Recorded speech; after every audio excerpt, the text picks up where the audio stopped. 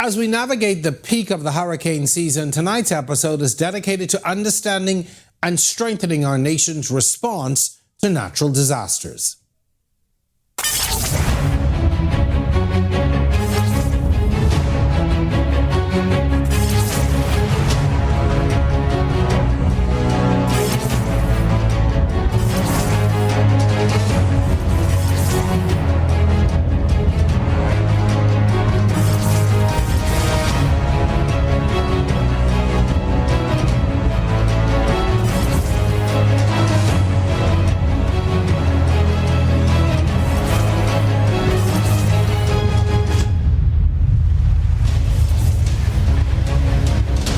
Welcome to On the Record. I'm your host, Jerome Sawyer.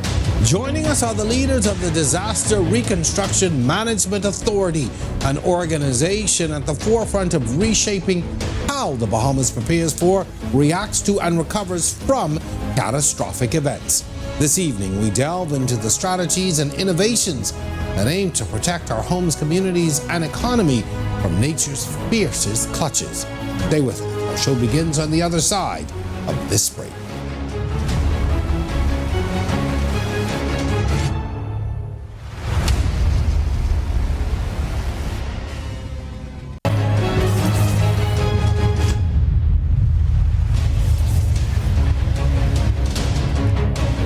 And welcome back to On the Record. Tonight, as we dig into the intricacies of disaster management and preparedness, we're joined by two pivotal figures from the Disaster Reconstruction Management Authority. We have with us Mr. H. Alexander Storr, he's the chairman of the board, and Mr. Aarone Sargent, the managing director of the DRM. Gentlemen, welcome to the show. Good evening, Jerome. Thanks for having us. So first of all, I want to talk a little bit about the name change. We knew it previously as the DRA, so we're now the DRMA. But in essence, are you still doing the same work? The DRM Authority is more than just a name change. We have expanded responsibilities now. The DRA before was tasked with disaster reconstruction and recovery. Now the DRM Authority is tasked with preparation, mitigation, and recovery. Okay. And so you've taken on more duties. And why is that important when we're looking at this whole issue of managing disasters and preparing for them? Well, it's important to have all sectors of disaster management under one roof. That's the beginning. It makes for a more agile authority that can react quicker and respond better to threats. It reduces the silos. When we had NEMA, we had DRA over here. We were on the same team, but through slips in communication, one didn't know what the other was doing all the time. Now that problem is alleviated by having everything under one roof. All right. And what are some of your sort of key objectives and aims, short-term, long-term? You've talked about rolling up all of the agencies and the work together. So what are some of the things that you've set out to achieve, obviously in the short term and long term? And so, Jerome, I think in addition to what Chairman alluded to, the DRM Authority and the legislative mandate that we have been given focuses on a much broader mandate. So NEMA, responsive agency, the DRA responding to. And now our legislative mandate is more centered around risk management, risk analysis, ensuring that we have data to drive some of the decisions that allow us to be more prepared, allow us to mitigate earlier, and also respond quicker. And so in the short term, some of our key objectives are to fulfill some of the mandates of the legislation. Of course, we have just been appointed May 15th. And so it's a work in progress. So you're all new. New. All right. So you talked about data and using data to try to mitigate future disasters or to be able to respond. So what are some of the key things that past hurricanes and natural disasters, because it's important that even though hurricanes are the number one disaster that we have to deal with, it's not the only thing that we deal with. But what are some of the lessons from some past hurricanes and disasters that are really helping to shape the policies of this amalgamated organization, I guess we could call it? I think key amongst the lessons learned is ensuring that we are prepared quickly, and ensure that preparation is ongoing throughout the fiscal year. One of the things that we are doing now is engaging our Family Island administrators, who are the first points of contact for disasters in the Family Islands, ensuring that their plans that which they have submitted on time before the hurricane season we look at them from a viewpoint of enhancing them and strengthening them. And so I think one of the key objectives of our team and this authority is to focus on preparing early in advance and continuing it, and then ensuring that the country is also involved in preparing. I think Dorian in particular showed us that we have to prepare. Hurricane Beryl most recently has showed us that these storms can intensify rapidly. We went to bed one night, it was a tropical storm, and then the next day it was a Category 4. I think for me too, Beryl was a wake-up call that Yes. Hurricanes begin in June. Yeah.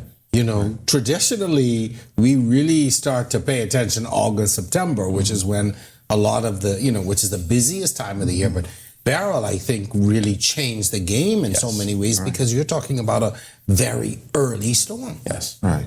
And we have some warning because of some of the hot temperatures due to global warming. We see an early intensification and early creation of these storms. And so you're saying June, we look at May. Mm-hmm. Good to know, because, we last minute people. Mm-hmm. We wait till people say the storm 2 days away, we run into the store. But, I think Beryl, again, it was a game changer. And hopefully we all sat up and, paid attention. Now, are there some new technologies and methodologies that the DRM is using or implementing to try and improve disaster preparedness? I always tell my friends in other countries when we talk about hurricanes, I said, it's the one disaster. It gives you lots of warning. Yeah. It's telling you. But are there any new technologies or, as I said, methodologies that you're using to assist in trying to make us better prepared? So I think what we are intending to roll out, and because we would have just been appointed, is some of the key things that we're trying to utilize is AI in the way that we communicate to the public, utilizing, getting rid of some of the technical jargon that we normally have in this sphere. Also using technology to enhance our communications command centers and the platforms that we utilize to communicate to Family Island practitioners, and also to manage and mitigate natural hazards. So strengthening those lines through technology that would allow us to respond quicker, mitigate quicker, and then recover faster. One of the things that Family Islanders always talk about is and it's not at any particular administration, but they sometimes are the afterthought. Yeah. And so it's interesting that you are talking about engaging, at your administrators from now. How active is a conversation? How active of a conversation is that? And how engaged and involved are they even at this stage? It's a very active conversation, Jerome. Most recently, we would have connected with Family Island administrators in clusters over the last 2 weeks, going over their plans, highlighting some of their key challenges so that we can address on their behalf as well from a disaster management perspective. As you know, Family Island administrators and local government practitioners, they wear several hats. They are the end-all as it relates to government operations on each Family Island. And it is our goal to ensure that we provide as much support to them so that when a disaster occurs, they know what to do, how to do, and when the time comes when it reaches capacity, we step in and we are able to mitigate quickly. In any disaster, those hours and days immediately following are so critical. Yes. It is that swift response, that immediate response that usually lays the groundwork for long-term recovery. What are we doing in the now?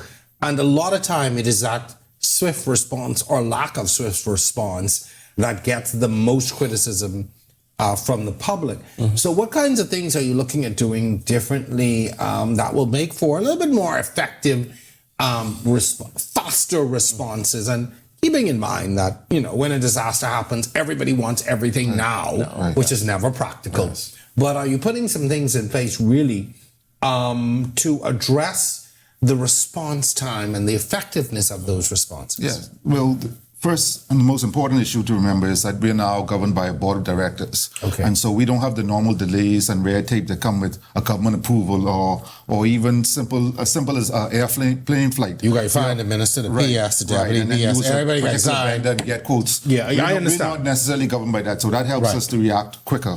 We also realize that it's not important to only react quickly, but efficiently. Yes. And so we're putting things in place now, putting MOUs with various vendors, let's say for trucking and cleanup crews, debris removal. And so those are important to have ahead of time because, after the storm, then the prices always goes up. And then it is such chaos, right. you know.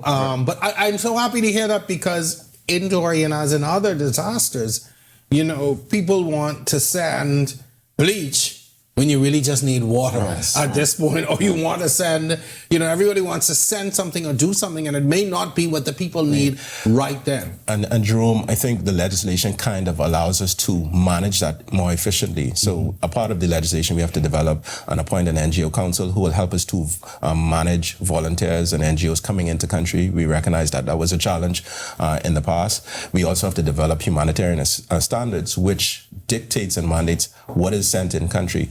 Hurricane Beryl being a more recent example, we've seen our Caribbean counterparts put in place needs lists well in advance, which we intend to do, and also advise on what exactly their country needs, and that they won't accept anything outside of those needs lists. I do want to make a pitch here as you begin to engage those partners. You bring your media partners in early as well, because I find sometimes we are handicapped or hamstrung because of a lack of information or not being able to get out the right and relevant information sometimes. And it seems sometimes, I hate to say it, we focusing on the wrong things at times. But so I would encourage you to even have those conversations with us ahead of time so that we are very clear in the things that we need from you. And Jerome, that's one of the things that's the beauty of a state-owned enterprise. We now have an internal communications team headed by some very talented young Bahamians.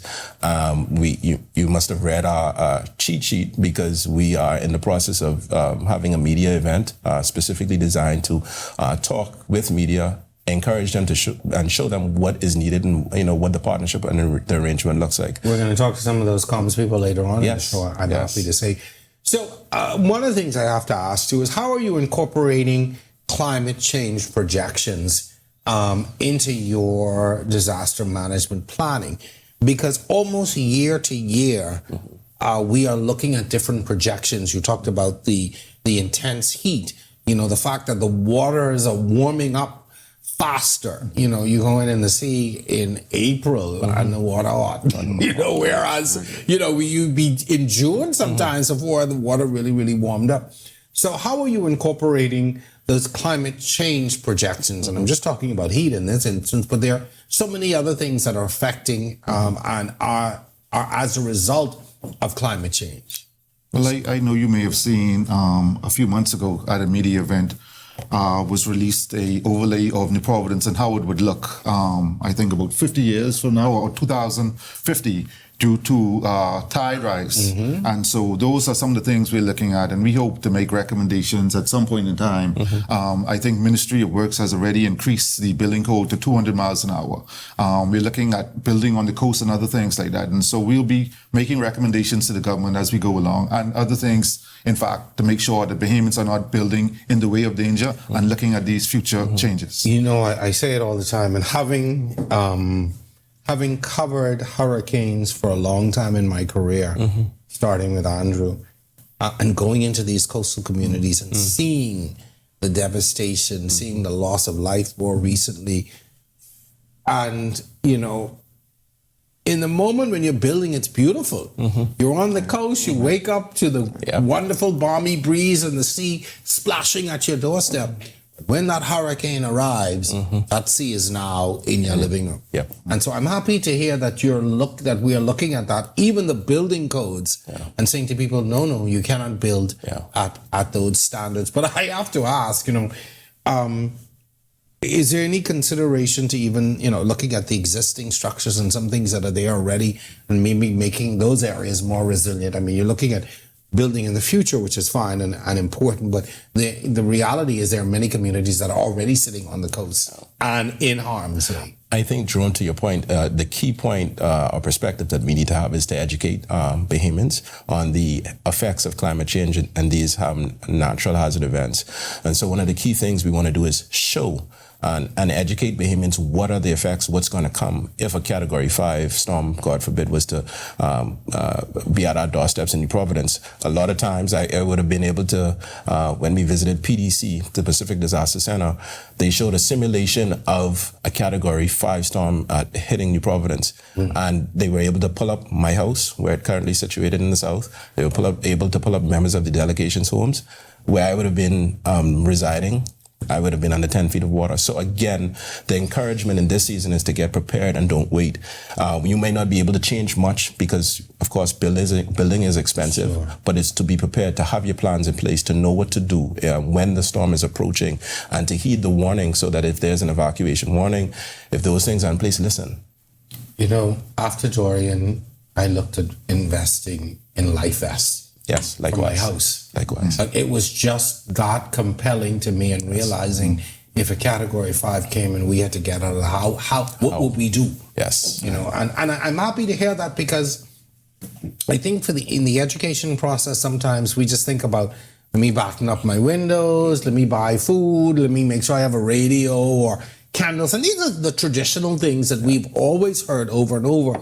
But what about that axe in your attic? You know, what about those life vests? What about something to hold on to if you have to, you know, if you're underwater for hours at a time? What are you going to do? You know, and so I think those are the conversations that are really, really needed, and I'm happy to hear that you're thinking about it. All right, so what are the immediate next steps for the DRM as we continue through this hurricane season? Like I say, y'all new. You just started in May, but, you know, you took over right at the start of the season. So, you know, what are you going to be focusing on over the next few months as we traverse this current season? So, Jerome, we are focused on enhancing the plans and procedures that are already in place.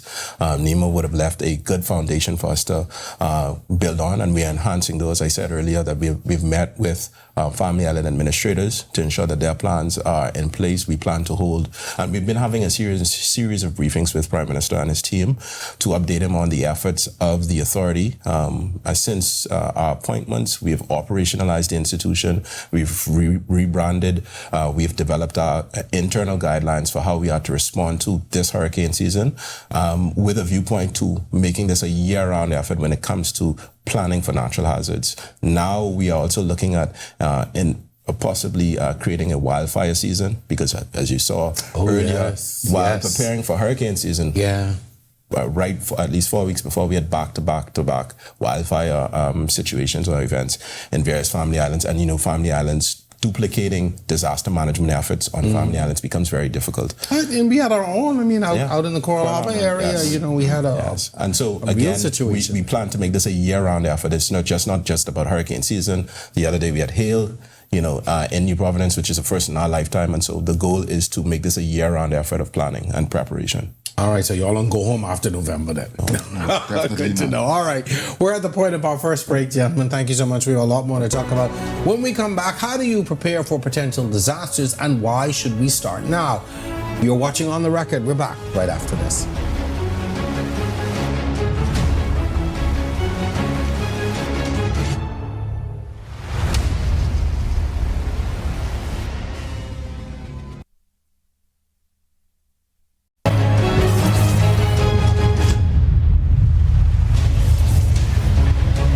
Welcome back to On the Record. We continue our deep dive into the hurricane season and the preparedness for that season. We shift our focus to what we can expect in the coming months and the importance of being ready before a storm is on our doorstep.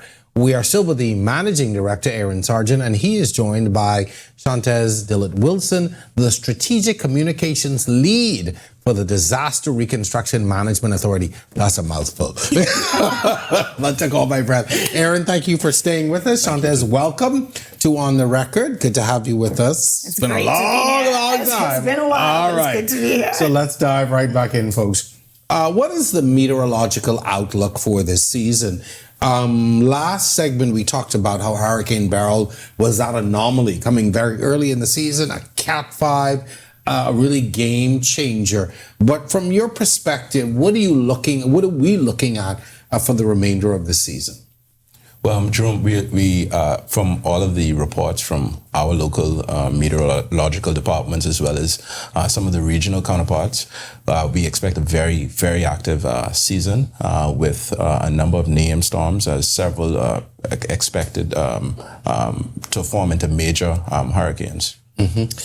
And even, at this point, people are saying, well, it's going to get busy later on in the season, probably, so I've got time. Which obviously was debunked just a few weeks ago. But what should people be doing even now to prepare when it's not as busy, when you're not as panicked, and you're hearing the messages? What are some of the things that we need to be doing now? So like Aaron said, like Managing Director said, it is going to be a busy season. We're looking at double digits here in the Atlantic season. And as we know, Bahamas is in Hurricane Alley. We are the second most hit in our region for hurricanes, especially named storms. And when you adjust for higher category storms, we are the most hit in the region. Unfortunately, that means that if we're having an active season, we should anticipate, and knock on wood, that it doesn't happen, but we should anticipate that, we'll likely get hit. What that means is that you should be getting ready right now. Get storm ready, don't wait. What advance notice allows you to do is do some of that longer lead stuff. We've been doing hurricanes for a long time. Bahamians like to do it last minute. And we got it down pat. Most of us got it down pat. But what recent storms and hits have shown us is that things can happen fast. The storms are getting earlier. The storms are getting stronger. You can't anticipate every single potential outcome. You should be trying to plan sooner. And we can't rely on that old lax attitude. So start getting ready earlier. And that means you can do things like inspect your home for more structural issues. It's more than just putting your shutters up, putting your plywood up, though do that. Have your plywood in advance so you're not scrambling to get it 2 days before the storm just because you've heard the hurricane warning. Store it somewhere dry so it doesn't dry rot, and make sure that it's easily accessible for you. Make sure that you have enough for you and your Grammy if you're taking care of her as well. And make sure that, if your roof is leaking, make sure you get it fixed well in advance. That's something you can't do 2 days before the storm. You can't find anyone to do it. Exactly. You could barely find people to put your wood up for you if you can't do it yourself. So in advance, don't wait, get ready. And we do have a resource, an online getready.gov.bs that has a number of different ways that you can be getting ready now. Of course, it has your usual checklist, things that you should have around your home. Your food, your water, enough for 7 days, enough water, 1 gallon per person a day for 7 days. Your medications, a lot of people forget to get additional prescriptions. If you're stuck, the pharmacies ain't gonna be open.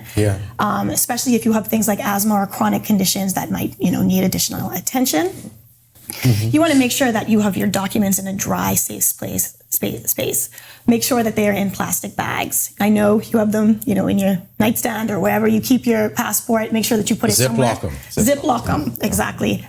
Or better yet, take digital copies of them. Now, the passport, not so much, but other things like your health insurance information, like your other types of insurance information, any other documents that are important to you, make sure that they're stored somewhere dry. Make sure that you also have digital backups of them. And in a general sense, we want to make sure that your house is flood ready. We think of hurricanes and we think of the wind mostly when we think of your roof coming off, and do make sure you got your clips, everything in place. But surges, in the last segment, Chairman would have spoken about some of the simulations of our most recent simulation exercise. Where we would have seen what would happen to Nassau if there was a surge of a Cat 5 storm coming from the south. We're talking about something close to 80% of the island being underwater.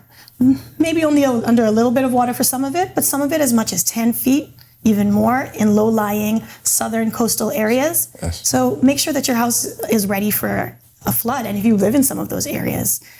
And then also, you talk about preparing your home and those things, and as you're talking, I'm going, I need to do that. Right. But what about even just having a plan to evacuate? And you talk about, or evacuate Grammy, or if my house is destroyed, what am I gonna do? What's next? And Jerome, I think that's one of the most critical components of planning, and citizens taking preparedness seriously and using making themselves accountable. So if you don't have your plan ready for your household, ensure that you understand your evacuation routes. What do you do if this happens? If the house is impacted and where we're staying, where is the nearest shelter? What is our evacuation route? These are some of the things that we can prepare today, that if, God forbid, something was to happen, a natural event occurs, you're able to mitigate it. And it places less of a burden on the government, even though we take our responsibility very seriously about what we do and preparing, and which is why we're encouraging this whole of country approach, this whole of government approach when it comes to preparing for any natural hazard. And we talked about, in that preparedness, we're talking about human life. Yes. But if you're like me, who has 3 dogs, if you're like friends who have horses and cattle and other things, you've got to think about all of these things. Yes. And these are discussions you should be having now. Now. You absolutely do have to have them now, because shelters don't accommodate horses, unfortunately. And work won't allow me to bring my dog. So, you do have to plan in advance. Where are you going to be, keeping those loved ones safe? Because those are part of your family too. Where are you going in that event? Because a lot of the shelters, unfortunately, bigger animals, obviously not. They aren't, it varies, but in general, they don't have it in place. We are first and foremost, mandated to protect human life. Sure, which is most important. So, you have to make those plans in advance, because there are so many contingencies. And another reason you should start planning in advance is because stocking up can also be expensive. Time stuff. Inflation is real. And stocking up little by little will help to relieve some of that burden. So every week or every time you go to the grocery store, buy a little get extra some canned goods non-perishables and store them away. Buy a few extra batteries. Goodness knows batteries are expensive. Yeah. In the disaster management arena, one of my regional peers said, spending $1 in disaster preparation today helps you to save $10 in disaster recovery. So true. So I think the important point is to prepare today. Don't wait. Get ready, get storm ready, get your household affairs in order. Things that you love can quickly be destroyed. And too, I said, even things like a battery operated radio or something to be able to listen or watch a broadcast when it's happening. And we don't use radios as we did 10 and 15. I remember my grandmother used to have little portables you take around the house with her. That was always we were always buying batteries for that. But those things we don't think about. How are we learning about where the storm is, when the all clear is given, or if the eye is passing over? Yes. And those things we don't think about. We're so reliant on these for everything. And thank God there are, the Alive Network's data. I was going to say, that there's a lot of contingencies in that too, because, the Alive Network or the BTC network has to stay up, but then of course, you have to have power to power those. Exactly. They're making them with good battery life these days, but even just having your backup, power sources for your batteries and your appliances, your power banks, your additional, things like that. So I guess, how are you communicating and disseminating now vital information during the build up to a hurricane? So this is very good. And this is important that you are speaking to the public now. But the minute the meteorological department says to us, we are under threat. Yes. The mood changes. People, I think sometimes people are listening, but they're not really paying attention or vice versa. So how are you going to be able to disseminate vital information, not just the storm is here, but just vital information to the public? The answer to that is every way that we possibly can. We have begun disseminating information in a more long lead way over our platforms. You can follow us on social media, and during the storm, we will continue to be disseminating via those platforms. But we also obviously have a great relationship with the Royal Bahamas Police Force and their alert system. So over the Marco alert system, we will be disseminating the warnings via that. So things like evacuation warnings, hurricane warnings, flood warnings. So you get the long on your phone. Yes, and listen to that. Listen that's fine. That's fine. Yeah, it'll make you sit up and pay attention. And through through the ESF, 5 for communication, both Alive and BTC are partners to the Disaster Risk Management Authority in that. So just as in the past, they'll be allowing us to utilize that over the Marcos alert as well. So, and of course, your news media. Of course. You've always been your important partners in times of disaster. We trust you and rely on you to put out reliable and accurate information. Yeah. So in a general sense, make sure that you're getting from trusted sources. I want to stress to people, do not listen to your WhatsApp groups in times of emergency, or at least if it doesn't have a logo, it's a no-go. Make sure that it's branded with the official government seal or the DRM logo. Your friend who was do your nails or cut your hair is not a source on WhatsApp. I keep saying it over. Go to the official source, and if you get something and you're not sure, double check with a reliable source. So in light of the recent hurricanes, have there been any recommendations or changes in preparation strategies? I think, preparation for us over the years has been pretty much the same. As I said, the list of things you need to get, what you need to do. But in light of what we've seen with intensity, strength, frequency, even the early storms, have any strategies really changed in preparation? So, Jerome, I speak to it from a government perspective. I think in addition to some of the things that normally happens, i.e. shelter listing, released June 1st, minister or prime minister providing a message of encouraging preparedness throughout the hurricane season. One of the observations, and we've been critically involved in the response efforts from a regional perspective to our neighboring Caribbean countries that were affected by Hurricane Beryl, is ensuring that we pre-positioned contracts as Chairman alluded to, in terms of things that, i.e. evacuation, whether or not we need to identify debris holding sites. These are things that we are already looking at from a strategic perspective now versus waiting. Secondly, we are ensuring that, again, administrators, people who are our first points of contact, our external stakeholders, are aware of what is needed from them. I think clear lines of communication helps us to respond quickly. And then some of the other key observations that we've noticed from Hurricane Beryl from member states is looking at ways to either declare states of emergency much faster, which allows aid to come in country quicker. We are looking at templated responses so that we have these things ready to go. God forbid something was to happen extreme.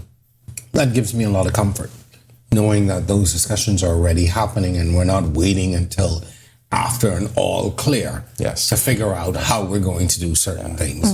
And people's lives are swinging in the balance, waiting for help. Now, how does community level preparedness differ from individual or household preparedness? Well, from a community perspective, and in particular, if we focus on Family Island and Family Islands, our legislation mandates that the Family Island administrator is the first point of contact for managing a hazard.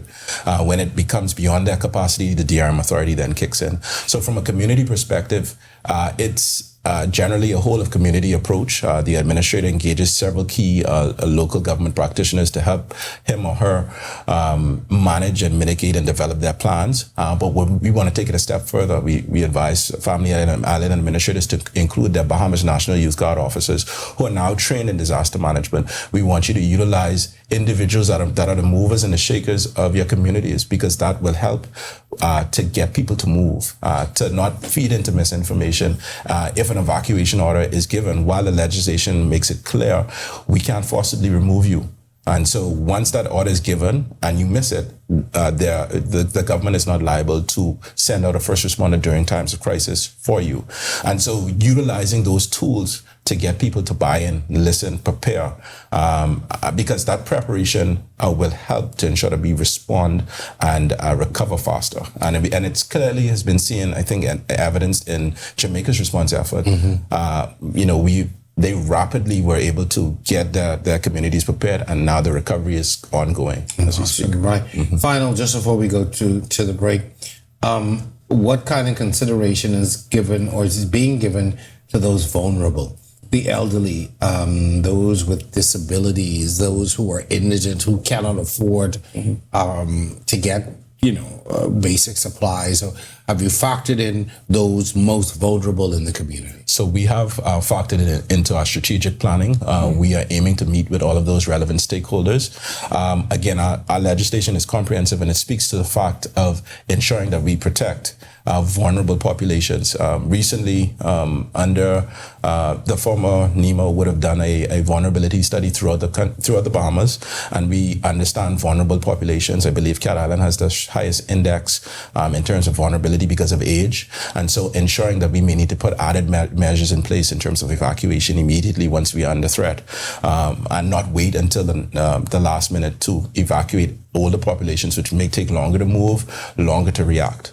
And so again, being very proactive and aggressive in our approach to ensuring that everybody remains safe during a natural hazard event. You have a lot of things on the table that you're considering, and a lot of big, heavy lifting, I know, and I want to encourage you to keep it up, because these are the kinds of conversations that we need to be having now, and not when the alarm is ringing in our heads and we are now trying to figure out what's next. So I want to applaud you for a lot of these things that we just don't consider sometime, or just don't consider in time. Yes. And so, keep up the good work. Thank you. Thank you.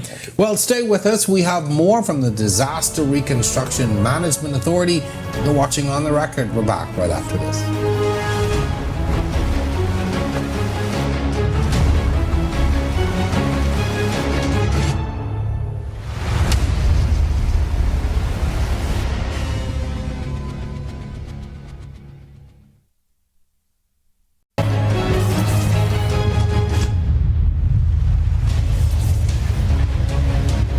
Welcome back to this final segment as we explore the broader strategies for disaster risk management and how the Bahamas is proactively strengthening its resilience against future catastrophes. We are joined by Barrise Griffin, the Manager of Research and Planning and Mitigation, and Dominique Martin, the Director of Development. Ladies, welcome to On the Record. Thank you. All right, so Barrise, I'm going to start with you.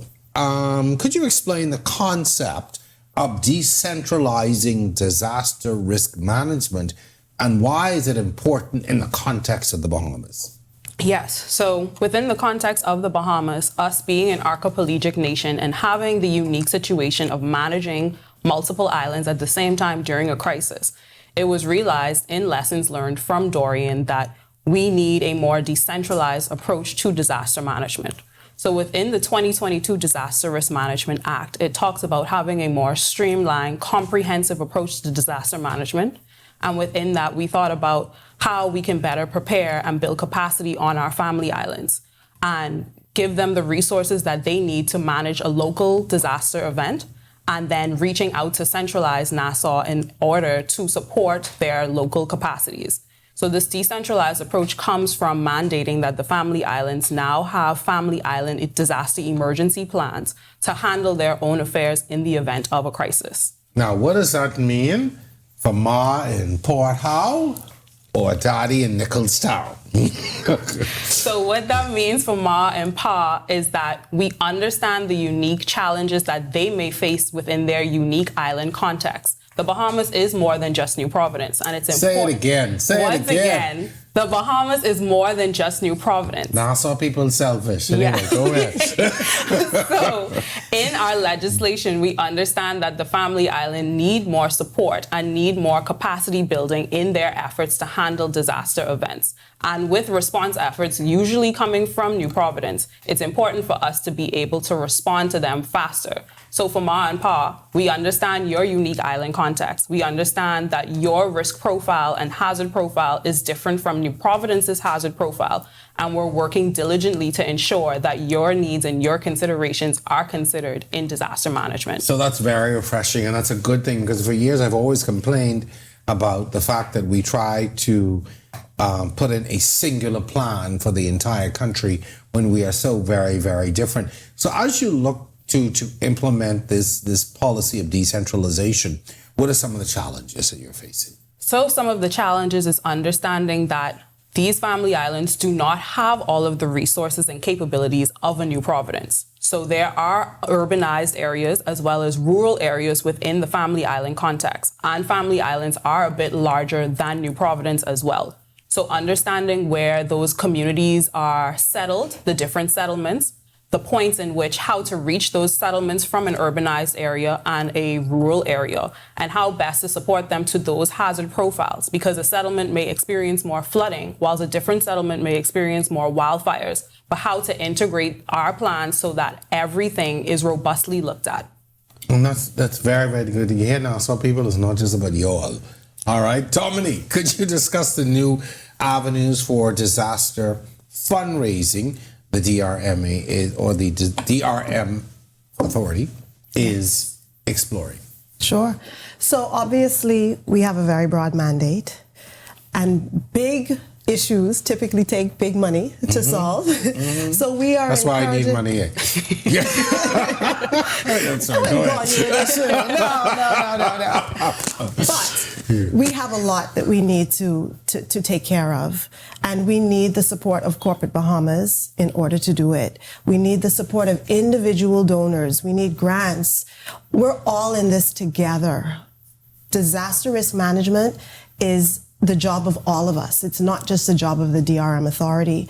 So we are encouraging corporate Bahamas to partner with us, PPPs, grants, all of those fundraising mechanisms are avenues that we're looking at in order to raise money to do the important work that we have to do. What are the difficulties in doing that? Because traditionally, people will give in a crisis. People will give in a disaster. People will give to help those who are in need. But if you say to them, I need you to give now for whenever it happens, is that does that require different strategies, and what are the difficulties in getting, because in times of plenty, people don't think about, or, times when there are no storms, I call it time of plenty, people don't think about giving for a disaster because it's not there. It's nothing tangible that we can see where our money is going. Yes, you're absolutely right. When a disaster strikes, the stories of need are constantly being told, and the hardship and the humanitarian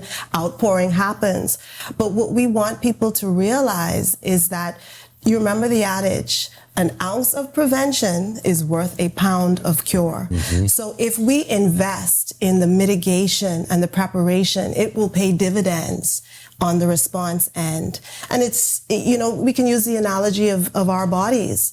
We all know that eating healthful food and exercising and paying attention to those things will mean better health outcomes. It might mean less investment in medical procedures. So it's the same on the disaster management front. If we invest in preparation, in mitigation, even though that urgency doesn't feel as though it's there, then it will pay dividends later. Go to the gym now, eat your food. No. And you're quite right, because it's a different concept. Yes. It's nothing we think about until we see the images or we hear the stories of the disaster, and it's like, oh, now I want to help. Yes. But this is it's a very unique and sensible, concept.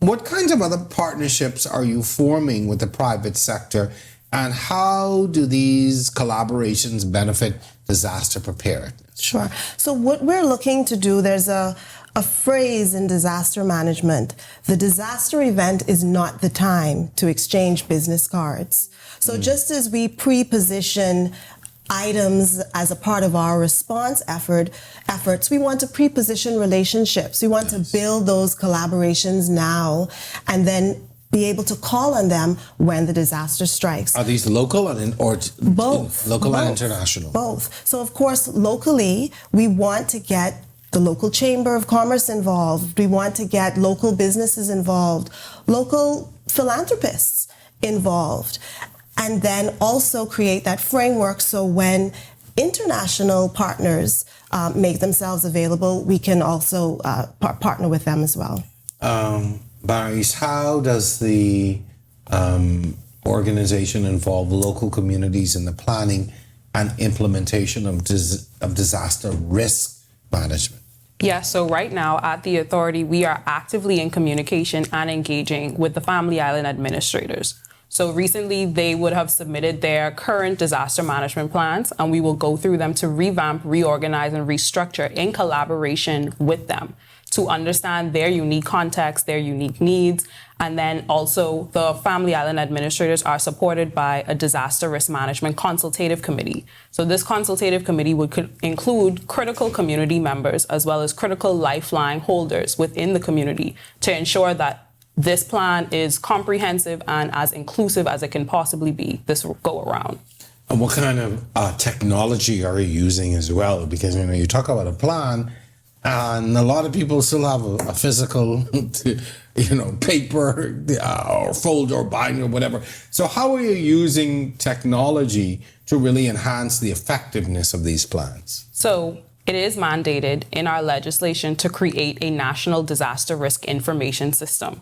So this information system will allow us to hold and host a repository of past disaster events. It will allow us to have future disaster risk calculations and impacts, so we can now create impact-based scenarios and forecasting for different communities across the Bahamas to ensure that we are comprehensively and robustly looking at all scenarios and events that could possibly happen and better prepare for those events.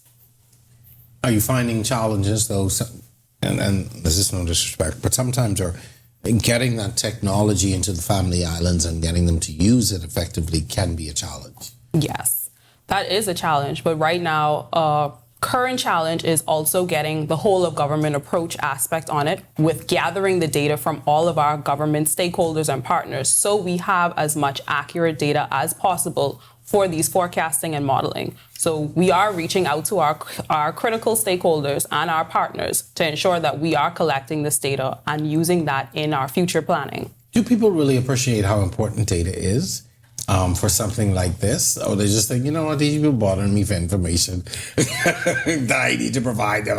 I got my own work to do, but they're asking me about these things. Do we really get an appreciation for how important data is and the role that it plays in helping to plan? I actually think it's the opposite. I think people understand absolutely how important data is, which is why they're holding on to the data, because data is a form of currency of knowledge and data is a form of gold. And we are urging and reaching out to our partners to ensure that your data and information is safe and it's for the betterment and improvement of disaster management for the survival of the Bahamas and everybody in the Bahamas. That's an interesting concept. I didn't think about that, but it makes sense. Yeah, that's why I like doing the show. I always learn something. Dominique, can you talk about any specific projects that have been launched with the help and support of your private sector partners? I think we talked about the fundraising, sure. But are there other things that you're doing involving the private sector? And because the private sector is so important in governance, and that may sound strange, but also, in things like this, because there's no government agency or group of government agencies that can effectively respond to a disaster. Yeah, no, you're absolutely right. One of the projects that we have ongoing now is our Abaco shelter, which is the first of many purpose-built shelters that we endeavor to build across the country. Corporate Bahamas has stepped us up tremendously to help us with that project, as have other bilateral donors.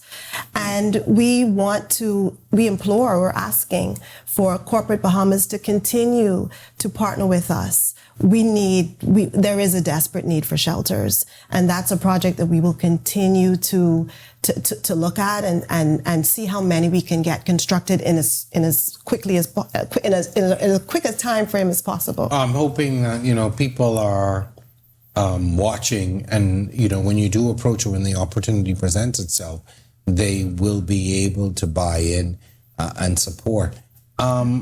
How does the DRM ensure that there's transparency and accountability with the funds raised for disaster management? Because that's always a concern. People are always willing to give, but the next question is, what are you going to do with my money? Yes, very true. And COVID has really shook the public's trust in philanthropic institutions. Mm-hmm. But we will be transparent because we have a separate fund. We have our accounts are separate. Because we are a quasi-government organization, that gives us the agility and the ability to govern our own finances. So our goal is to report back to donors on the use of their funds. Mm-hmm. And you think that will engender that kind of confidence for people to give more? It will. When people see that their monies are being used in a responsible manner and it's shown to them, I think it will. And audited as well? Yes. Okay, that's important. Yes. Because the collection of the money is one thing, but certainly having it audited and ensuring that people are able to see what's happening is very, very important. What measures do you have in place to evaluate the effectiveness of what it is that you're doing? Because there are a lot of plans, which is a very good thing. There's a lot of strategy in place. But how do you evaluate the effectiveness? Because if you're working to do these things, at the end of the day, you need to be able to show the public, well, we've moved this from here to here, and this is how or why it's been effective. Mm-hmm. I think with the DRM Authority's initiative in this core shift of thinking in a proactive disaster management approach, our approach is also working closely and tight-knitly with our partners, whether local partners, international partners, as well as critical government stakeholders. And with that collaboration comes accountability. So these partners will also hold us accountable to ensure that our plans and our strategies are meeting the needs and requirements across all government sectors. All right. And looking ahead, what are some of the goals that you have in place for the Bahamas' resilience to national disasters? And we started this conversation by making a distinction that the hurricanes are not the only disasters looming over the country. We talked about wildfires a short time ago, but looking ahead, what are some of the long-term goals for the organization? Well, we are very in making investments in strategic planning. Obviously, we want to continue with this whole government, whole country approach. That is the biggest goal. Our mandate is around preserving lives and livelihoods, but it will take all of us. We are all in this together. So our goal is to pull in other public sector actors, but the private sector, the NGO community, and the Family Island administrators to make sure that all of us are working on the resilience of our country. One country, one goal. Yes. I like that. Ladies, thank you so very much. This has been a really inspiring conversation for me because, having come through Dorian and looking at, the ways we could have done so many things better, but also realizing that as a great of a tragedy as that was, we must come away with some lessons. We must be in a better position the next time something like that happens or is threatening us. And it's encouraging to hear that you're thinking ahead, that you're engaging ahead, that you're trying to raise money now, that you're engaging in the Family Islands and looking at their individual needs as opposed to having one plan that's a panacea for everybody. And so those are the things that I think that are most encouraging for me that I'm taking away from this discussion. And I hope that our wonderful audience gets the same. All right, so thank you very much for coming. Keep up the great work. Thank you. All right. Hopefully, I don't have to see you all for a while. Okay? Not that I haven't enjoyed the discussion, but hopefully we don't have to sit at this table to talk about this at least until next year around the same time. Yeah. All right? But certainly we'll be looking for more information from you. Yes. Well, as we close out tonight's episodes, let us remember that preparedness starts with each of us. It's not just about battening down the hatches, but building a resilient community to face storms and recover swiftly. To our guests, I want to say thank you. Thank you for your insights and dedication to protecting our islands. Let's take the knowledge shared tonight and turn it into action, ensuring that every home and every family is ready for what may come. Stay safe, stay prepared, and remember, we are all in this together. Thank you so much for watching On The Record. Good night, Bahamas. We'll see you next time.